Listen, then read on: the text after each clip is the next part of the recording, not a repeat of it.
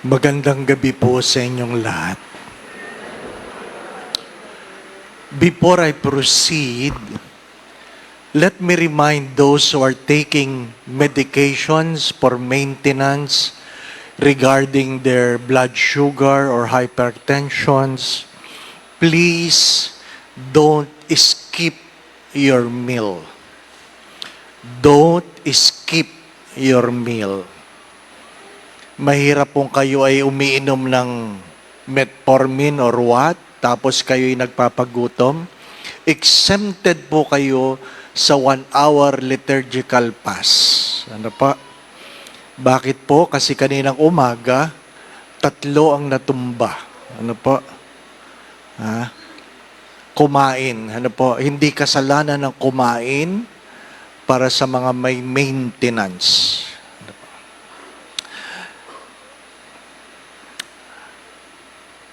Let me invite you to think of the word marupok. Marupok. Ano po? Ibig sabihin ng marupok, hindi matibay. Fickle-minded. Marupok. Mahalaga po ang salitang yan sa araw na ito sapagkat magandang pagnilayan ang mga panahon na tayo ay para bagang masayang-masaya, tuwang-tuwa, puspos ng pangako, at hindi natin napanindigan. Ano ibig sabihin? Hindi maiwasan at hindi may pagkakaila, may mga kasalan na kitang-kita mo damang-dama ng kinakasal ang kanilang ginagawa sa araw na ito. Feel na feel. Ano pa? Naiiyak-iyak pa. Naiiyak-iyak pa. Patawarin ako kasi minsan pag nakakakita ko ng ganyang kinakasal, aking tanong, hanggang kailan kaya? Hindi pa ba? Hanggang kailan kaya? Kaya yung isang obispo, sabi niya, huwag kayong maghanda doon sa drama ng kasal. Ihanda nyo ang inyong mga sarilit kalooban. Gumagastos kayo ng pagkamahal-mahal. Bulaklak na hindi nyo naman kailangan. Damit na minsan nyo lang may susuot. Kasi pagkatapos niyan, hindi na yung kasya. Hindi po ba? Gagastos ka ng koral dahil gusto mo may background habang sinusot ang sing-sing. Di ba ba, ano? Ipag sinabi ng pari, isuot mo na ang sing-sing, isuot ang sing-sing sa isa't isa. Hindi yan isusuot hanggat hindi tumutugtog ang quartet. Titingin pa yan sa likod, titingnan yung quartet.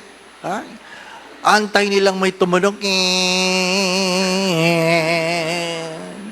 Kasi maganda nga namang isuot at sabing, isuot mo ang singsing na ito. Tanda ng aking pag-ibig sa hirap at ginhawa, sa pagkakasakit at kalusugan, hanggang kamatayan, mauna ka sana. Puro drama. Ang dami natin drama sa buhay. Ano po? Yung mga nagre-relasyon, itanong ninyo, hanggang kailan kaya? Mahalaga ho yung tanong na yon. Hanggang kailan kaya? Kahit nga yung pagbabasa ng narrative, the passion today, yung mga ibang nagsasabi, may drama pa. Nadinig ko, sabi kanina, ni Pontius Pilate, sabi niya, "Are you the king of the Jews?" Meron pang ganun. Ano ba naman yan? Wala naman yan sa script. Puro drama. Ano po? Yung mga umattend ng prayer meeting, nung sila ay nag-CLP, Christian Life Program, LSS, pagdating ng praying over, during the baptism of the Holy Spirit, iyakan niya, magbabago na ako. Yun din ang tanong, hanggang kailan? Di po ba, na? Yun lang ang tanong, hanggang kailan? Bakit? The triumphant entry is about a people who worship God, who shouted in a loud voice. But they are the same very people just in 1 week. Can you imagine? In 1 week, they are the same people who shouted, "Crucify Him." Hindi man lang tumagal, ganong karupok ang tao. Kaya nga po, palagi ko yung sinasabi, mag-ingat sa emosyon sapagkat hindi yan ang basihan ng desisyon. Emotions are temporary, decisions are permanent. Hello? Listen to that. Emotions are temporary, decisions are permanent. Kaya kahit ako'y nagkakasal na, sinasabi ko talaga sa kinakasal ko, hindi pa kayo kasal. Pagkatapos ng homily, pwede pa kayo magbago ang isip. Oo. At ninenervyos ang mga magulang. Siguro kahit ang mag-asawa ninenervyos. Paano nga naman kung magbago? At marami tayong kasalan sa nakalipas na mga panahon. Bago lang ito. Na hindi dumating ang babae o kaya hindi dumating ang lalaki. O kaya sa mismong araw na tinatanong, hindi makasagot ang lalaki o kaya ang babae. Mga minamahal na mga kapatid, kaya nga yung tanong, my God, why have you abandoned me? Is the very question we ask to people who made a commitment to us. Di ba? Ang Diyos pa ang tatanungin, my God, ano nangyari? Ba't ako iniwan? Kasi yan yung mga nagsabing, hindi kita iiwanan. Kaya yung mga may jowa dyan, kung hanggang ngayon jowa lang kayo, iwanan mo na yan. Totoo yan. Basag trip si Father. Oo, totoo yan. Kasi pagkatapos nito, itanong mo na kagad, anong plano mo? Anong plano mo? Hanggang ganito lang tayo? Pa-date-date? Anong plano mo? Pag sinagot sa iyo, mag-iipon ako. Iwanan mo yan. Sabihin mo, mag-ipon ka muna at balikan mo ako.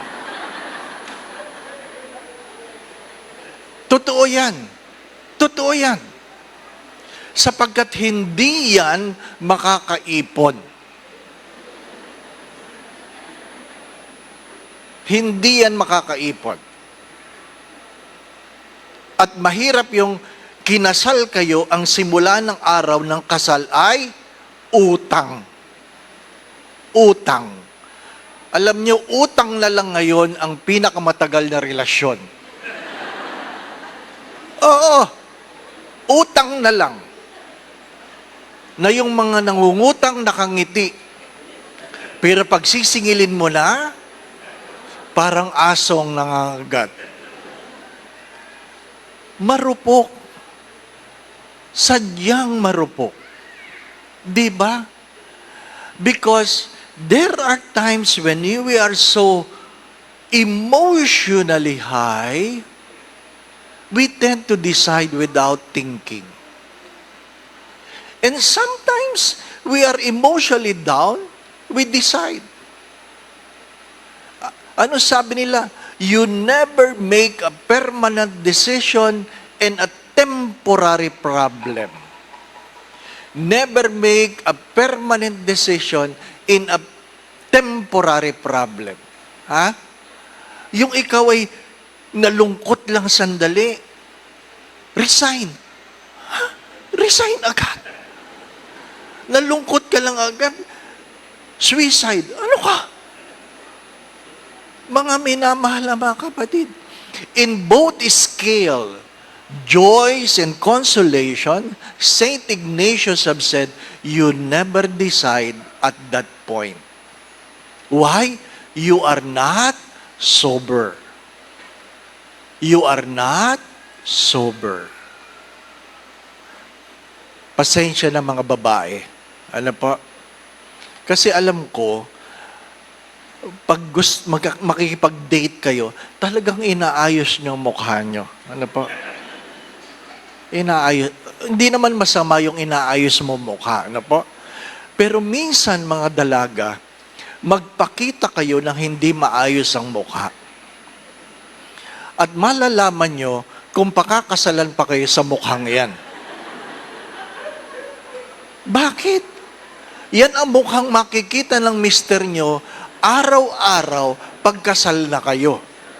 At mahirap yan ang pagsisisi na gagawin niya araw-araw. At yan ang sasabi niya, Panginoon, my God, why have you abandoned me?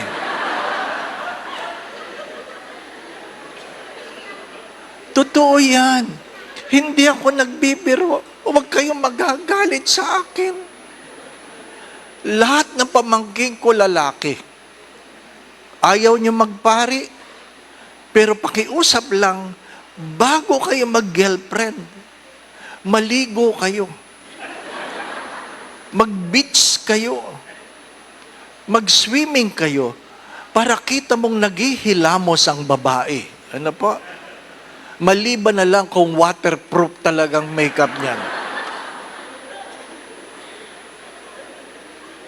Sapagkat napakadaling magbago ng emosyon.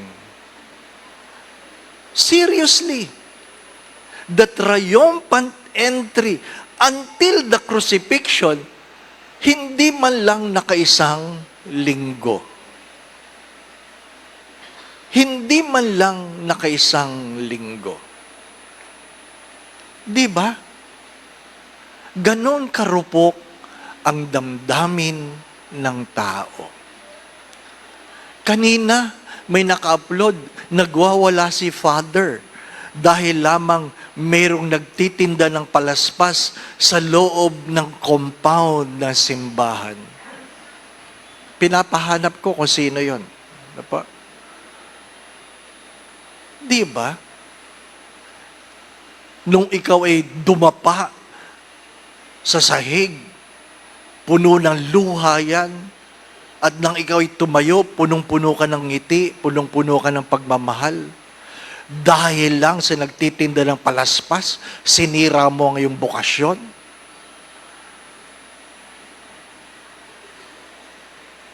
Ang dami, baka gutom, baka mataas ang, lahat na lang, baka, di po ba, ano? My dear friends, my brothers and sisters, keep this in mind. Emotions are temporary, decisions are permanent. Commitment is never about emotions. It is a persevering decisions, whether you're high or low.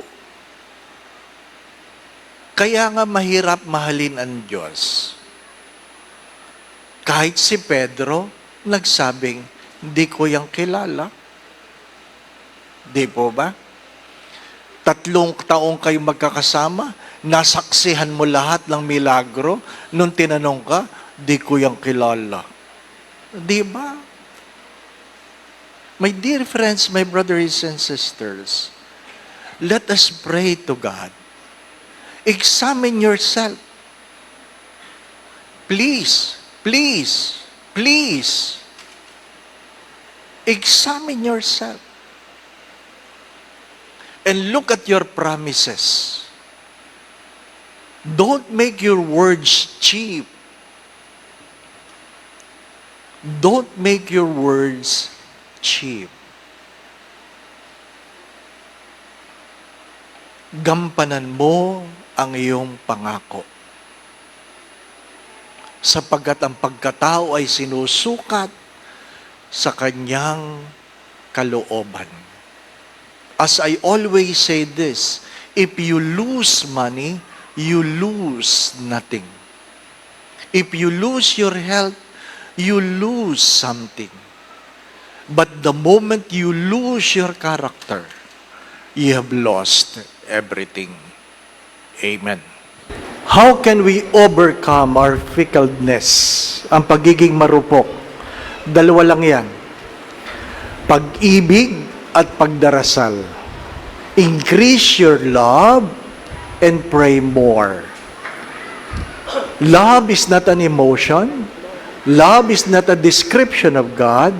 Love is not a character of God. Love is the other name of God. So, when you pray, you will have love in your hearts. Why love? When Jesus met Peter again, He said the three important questions. Do you love me? Do you love me? Hindi niya tinanong, feel mo ba? Di ba? Ang tanong niya, iniibig mo ba ako? My dear friends, my brothers and sisters, do not forget this. Emotions are temporary. Do not allow the crowd to direct your decisions because the emotions will really will betray you at the end. And decisions are permanent. The Lord be with you. And with your spirit. Bow your heads and pray for God's blessing. Look, we pray, O Lord, on this your family, for whom our Lord Jesus Christ did not hesitate to be delivered into the hands of the wicked and submit to the agony of the cross, who lives and reigns forever and ever. Amen. And may Almighty God bless you. In the name of the Father, the Son, and the Holy Spirit. Amen.